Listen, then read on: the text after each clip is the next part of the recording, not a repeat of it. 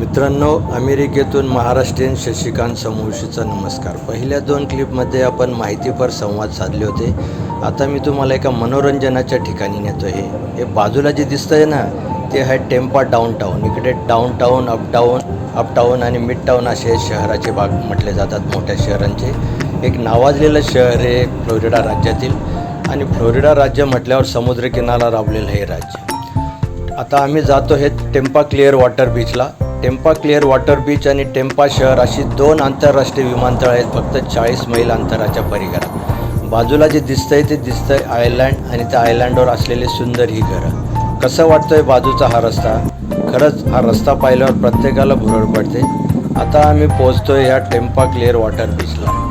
रविवार आणि त्यातल्या त्यात इथे सँड महोत्सव चालू आहे, त्यामुळे इथं बऱ्यापैकी गर्दी दिसते। आम्ही आता पार्किंग शोधतोय।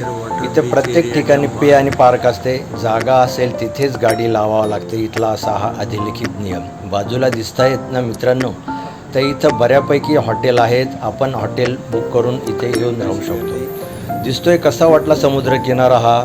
सुंदर निळशार पाणी आणि स्वच्छ असा हा समुद्रकिनारा, आणि समोर दिसतोय तो आपला मावळतीच्या प्रतीक्षेत असलेला सूर्यनारायण। प्रत्येकजण त्याला कॅमेऱ्यात कैद करण्यासाठी सज्ज आहे।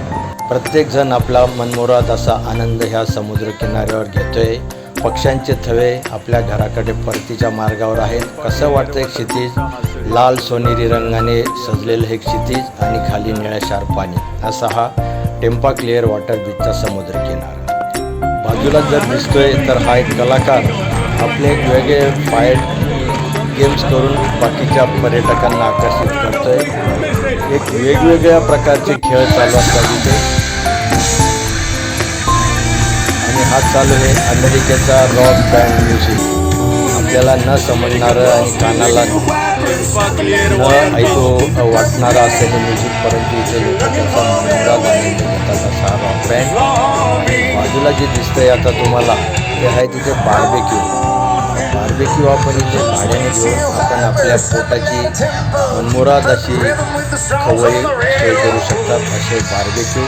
आणि हा गर्दीचा असलेला माहोल, असा हा 30 ते 35 मैलवर असलेला Tampa clear water beach, Florida राज्यातला प्रसिद्ध असा हा बीच। याच्यावर आम्ही बऱ्यापैकी वेळ घालवला, आणि आता आम्ही निघालोत परतीच्या मार्गावर। कसा वाटला तुम्हाला व्हिडिओ आवडला असेल तर लाईक करा, सबस्क्राईब करा, शेअर करा। धन्यवाद।